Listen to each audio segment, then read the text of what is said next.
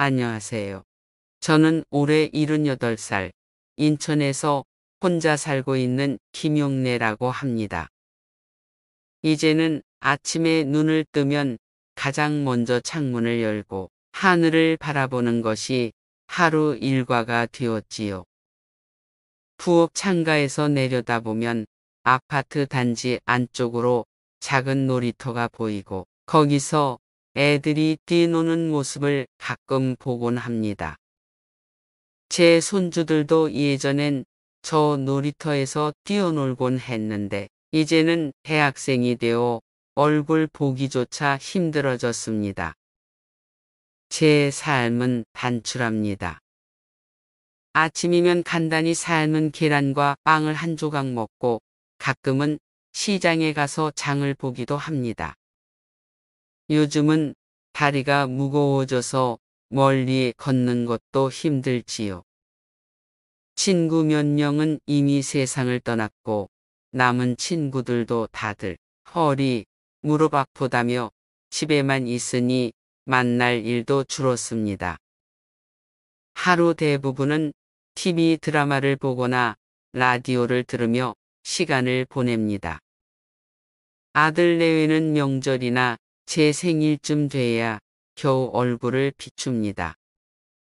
늘 바쁘다, 일이 많다, 애들 챙기느라 정신 없다. 이런 이유들을 늘어놓으면서요. 처음엔 서운했지만 세월이 흐르면서 그냥 그러려니 하고 마음을 내려놓게 되더군요. 내가 기대를 안 하면 서운할 일도 없다. 스스로 다독이며 살았지요. 그런데 몇 달 전부터 이상한 변화가 생겼습니다. 아들 내외가 느닷없이 자주 찾아오기 시작한 겁니다. 평소라면 한 달에 한 번도 보기 힘든 애들이 일주일에 2번, 3번씩 들르는 거예요. 오랜만에 얼굴을 보니 반갑기도 했습니다. 그런데 올 때마다 손에 뭔가를 들고 옵니다. 과일 바구니, 건강식품, 심지어 제가 좋아하던 전통 떡까지 챙겨오더군요. 엄마, 이거 드셔보세요. 요즘 유행하는 건강 보조식품이에요. 며느리는 상냥한 미소를 지으며 상자를 내밀었습니다. 아들은 옆에서 엄마, 요즘 우리 자주 올 거야. 이제는 시간도 좀 나니까. 하며 허리를 굽혔습니다.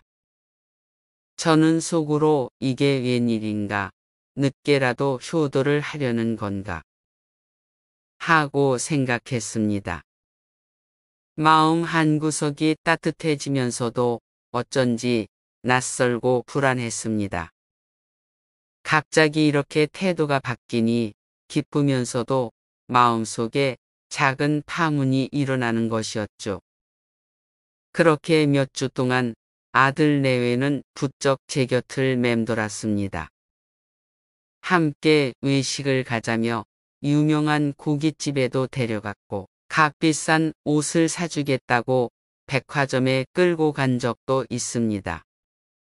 저는 됐다, 나 옷 많다 손사래를 쳤지만 며느리는 제 팔짱을 끼며 말했습니다.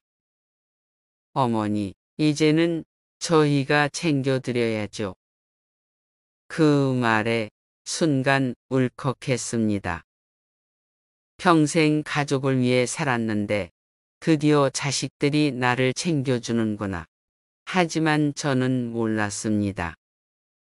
그 따뜻해 보이는 말과 행동 뒤에 어떤 속셈이 숨어 있는지. 그러던 어느 날이었습니다. 주말 오후 아들 내외가 집에 찾아왔습니다. 평소보다 더 심각한 얼굴이더군요. 저는 차를 내주며 무슨 일인가 했습니다. 아들은 잠시 머뭇거리다 조심스럽게 말을 꺼냈습니다. 엄마, 사실 저희가 요즘 사업을 준비하고 있어요.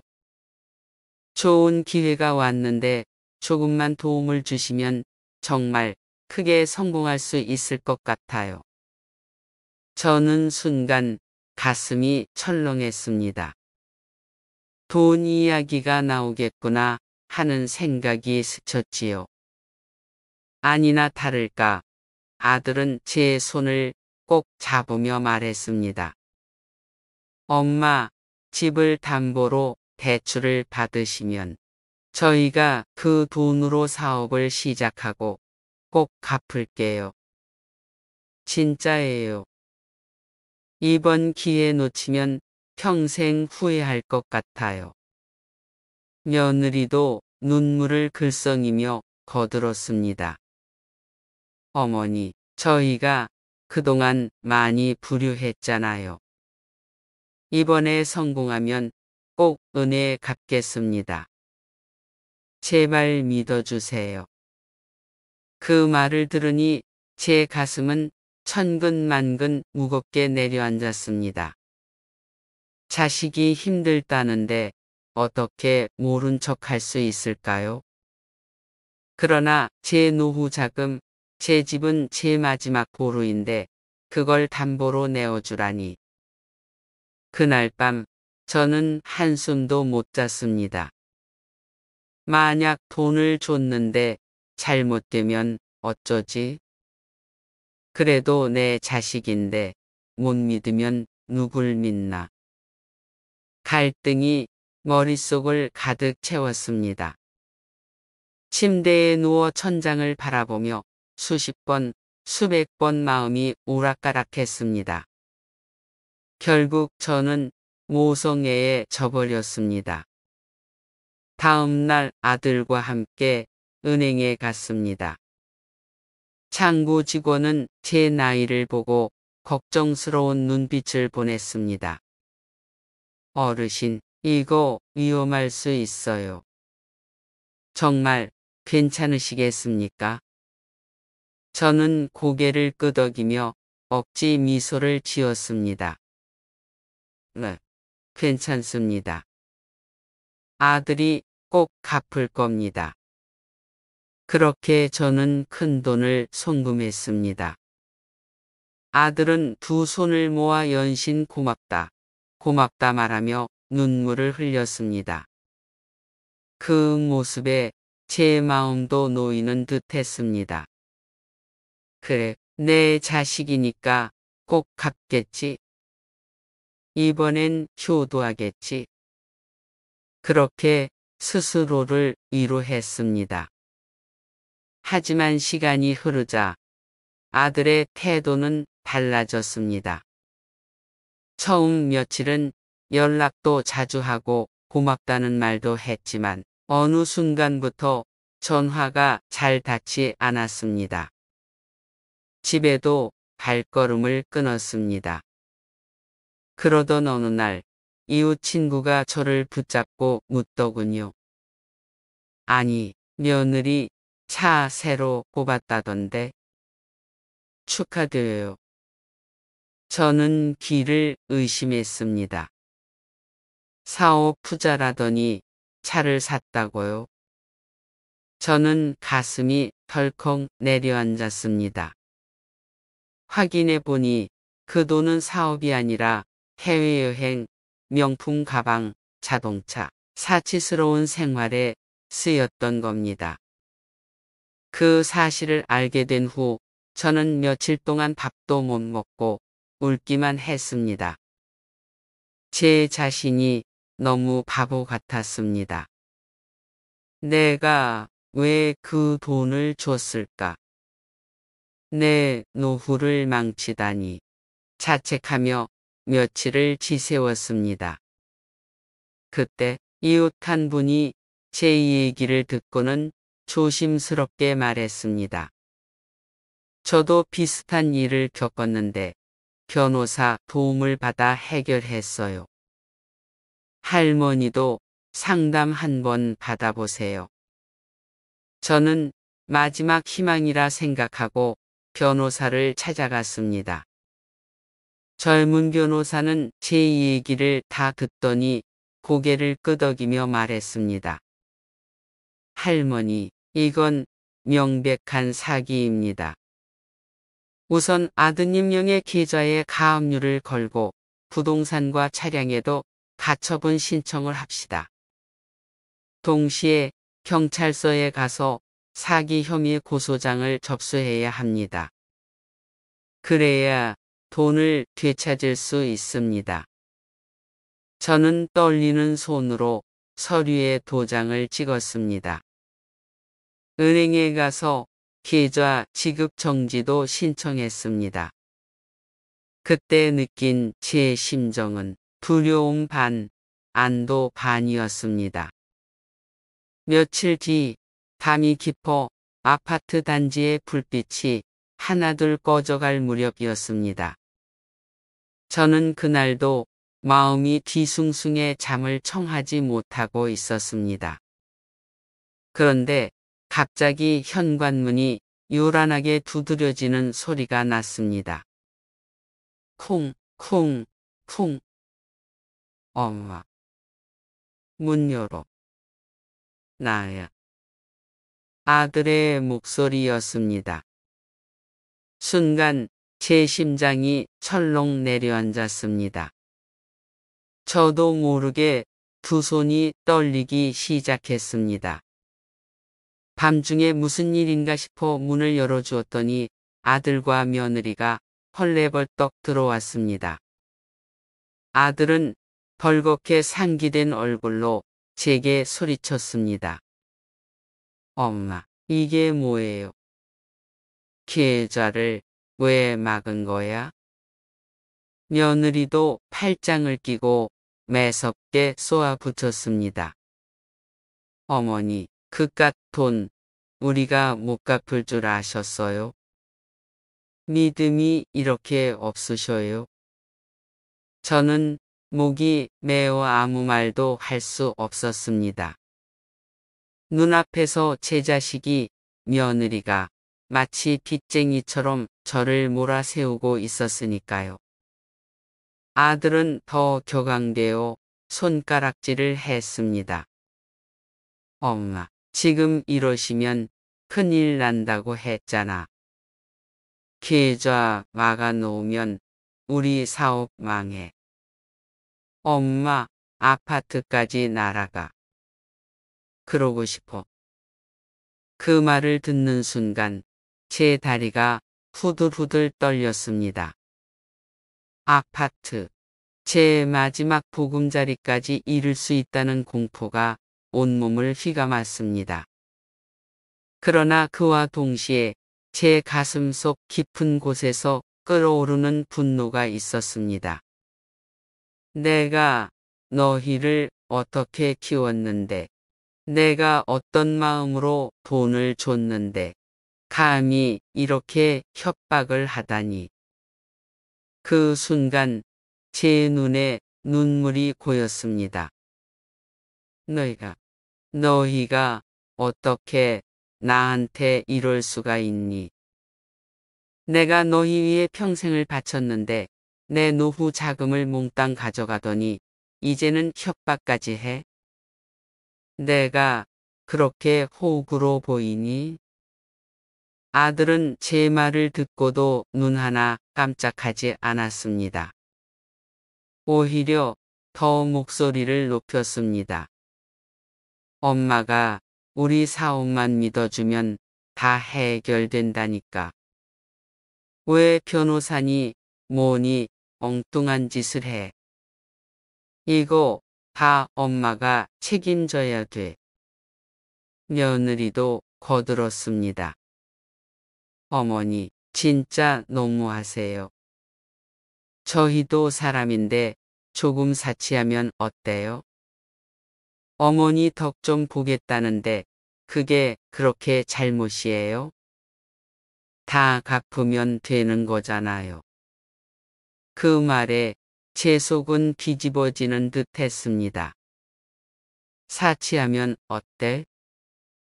아니, 제 평생 모은 돈을, 제 노후를 담보로 그깟 명품 가방과 외제차를 위해 써버린 걸 당당하게 말하다니. 제 목소리가 떨리면서도 나왔습니다. 그만해라. 나는 더 이상 너희를 믿지 않는다. 계좌 막은 거 다 법대로 한 거다. 변호사도 그렇고 경찰에도 다 알렸다. 그러니까 너희가 아무리 소리쳐도 소용없다. 아들의 눈빛이 싸늘해졌습니다. 순간 무서웠습니다. 그 눈빛은 제가 알던 어린 아들의 눈빛이 아니었습니다. 낯설고 낯선 타인의 눈빛 같았습니다. 엄마, 끝까지 이렇게 나오시겠다는 거야? 아들은 낮게 그러나 섬뜩하게 말했습니다. 엄마가 우리를 이렇게 몰아세우면 우리도 가만 안 있어. 엄마, 후회하게 될 거야. 그 순간 저는 온몸이 얼어붙는 것 같았습니다. 내가 낳고 키운 아들이 내게 이런 말을 하다니. 내 인생의 전부였던 아들이 이제는 나를 협박하고 겁주는 존재가 되어버린 겁니다. 그러나 이상하게도 공포보다 더 크게 다가온 건 배신감이었습니다. 평생 키워놓고 뒷바라지하고 힘든 순간마다 내 젖가슴과 눈물을 내주며 키운 자식이었는데 그 자식이 나를 후회하게 만들겠다고 소리치는 순간 제 마음속 무언가가 툭 끊어져 버렸습니다. 저는 떨리는 목소리로 그러나 단호하게 말했습니다. 그래. 후회는 내가 한다. 너희 같은 자식 키운 내가 후회한다. 하지만 이제는 끝이다. 내 돈, 내 집, 내 인생은 내가 지킨다. 너희는 더 이상 내 자식이 아니다.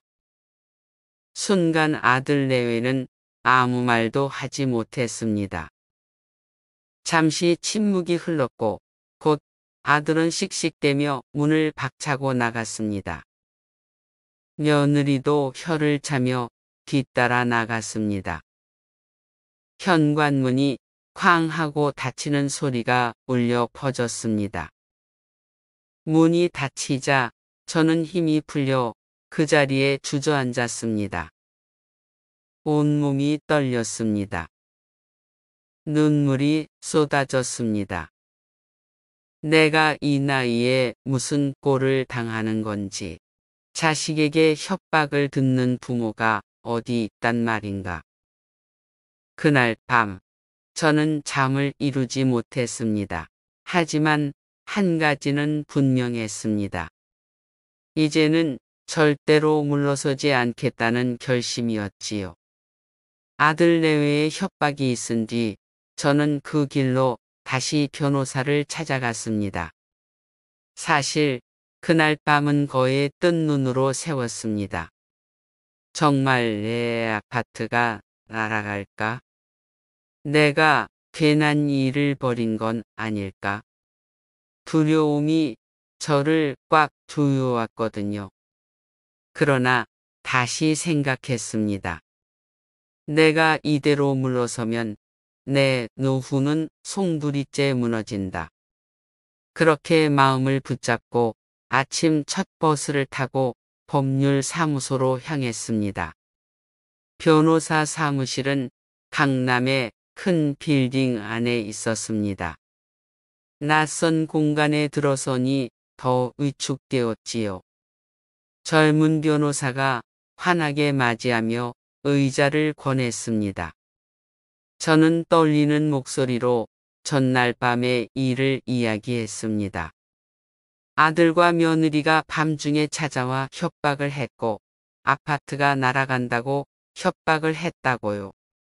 변호사는 제 말을 끝까지 듣고는 서류를 챙기더니 조용히 말했습니다. 할머니, 너무 걱정하지 마세요. 우선 정리부터 해드리겠습니다. 지금 상황은 사기죄에 해당하고 동시에 가족에 의한 재산 범죄로 볼 수 있습니다. 절차는 이렇게 가시면 됩니다. 그는 종이에 크게 3가지 단계를 적어 보여주었습니다. 사기 혐의로 경찰서에 고소장을 제출하고 아들 명의 계좌, 그리고 아들이 보유한 재산에 대해서 법원에 가압류를 신청한다고 했습니다. 그리고 아파트 담보로 더 이상 대출을 받거나 처분하지 못하도록 가처분 신청을 한다는 것이었습니다. 이 3가지만 해두면 아드님이 함부로 돈을 빼돌릴 수 없습니다. 이미 사용한 부분은 회수 과정이 필요하지만 아직 남아있는 재산은 지킬 수 있어요. 저는 고개를 끄덕이며 말했습니다. 그럼 지금 당장 해야겠네요. 어떻게 하면 되나요? 변호사는 차근차근 절차를 설명했습니다. 경찰서에 고소장을 접수하려면 송금 내역과 아들 내외가 4억 자금이라고 말한 증거가 필요하다고 했습니다. 다행히 저는 휴대폰 문자와 계좌 이체 내역을 꼼꼼히 보관해두고 있었습니다. 그날 오후 변호사와 함께 경찰서 민원실을 찾았습니다. 나이 많은 제가 홀로 왔다면 겁이 났을 텐데 옆에서 변호사가 차분히 설명해주니 마음이 든든했습니다. 담당 형사는 제 얘기를 듣고는 고개를 끄덕이며 이건 충분히 사기죄로 조사 가능합니다. 라고 했습니다. 고소장을 접수하며 제 손이 얼마나 떨렸는지 모릅니다. 며칠 뒤에는 법원에 제출할 가압류 신청 서류를 작성했습니다. 아들 명의의 통장, 자동차 등록증, 집 등기를 열람해 첨부했습니다. 내가 내 아들을 상대로 이런 서류를 내야 한다니. 마음이 무너졌지만 제 노후를 지키기 위해 눈물을 삼키고 도장을 찍었습니다. 그 과정은 길고 힘들었습니다. 서류에 도장을 찍을 때마다, 은행 창구에서 계좌 지급 정지를 신청할 때마다 손이 덜덜 떨렸습니다. 그러나 변호사가 계속 말해 주었습니다. 할머니, 지금은 힘드시겠지만 반드시 지켜야 할 과정입니다. 이렇게 하셔야 돈을 되찾을 수 있습니다. 그 말에 버틸 수 있었습니다. 시간이 흐르며 결국 법원에서 가압류와 가처분 결정이 떨어졌습니다. 아들은 더 이상 돈을 빼돌릴 수 없었고 결국 남아있던 재산으로 제 돈이 돌아왔습니다. 일부는 이미 써버려 다 회수하지 못했지만 다행히도 큰 부분을 돌려받을 수 있었습니다. 아들은 사업이 완전히 무너져 집도 팔고 차도 팔아야 했습니다. 그제서야 울며 제 앞에 와 무릎을 꿇었습니다. 엄마, 내가 잘못했어. 이번 한 번만 봐줘. 다시는 안 그럴게. 며느리도 옆에서 눈물을 흘리며 손을 잡으려 했습니다. 하지만 제 마음은 이미 단단히 굳어 있었습니다. 아니다. 나는 이제 너희와 연을 끊을란다. 내 돈은 내가 지킨다. 자식이라 해도 선은 넘지 말아야 한다. 그 순간 제 인생의 무거운 짐이 스르르 내려가는 것 같았습니다. 이제 저는 다시 찾은 돈으로 제 삶을 제 손으로 지켜가고 있습니다. 예전처럼 움츠러들지 않고 오히려 늦게나마 저 자신을 위해 쓰기로 마음을 바꿨습니다. 몇 년 만에 친구들과 여행도 다녀왔습니다.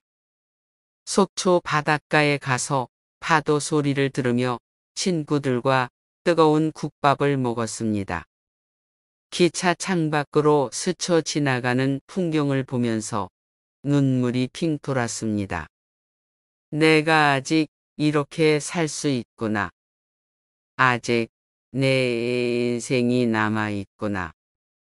또 오랜만에 미용실에 가서 머리도 곱게 단발로 다듬고 평생 아껴만 두던 돈으로 좋은 옷 한 벌을 샀습니다.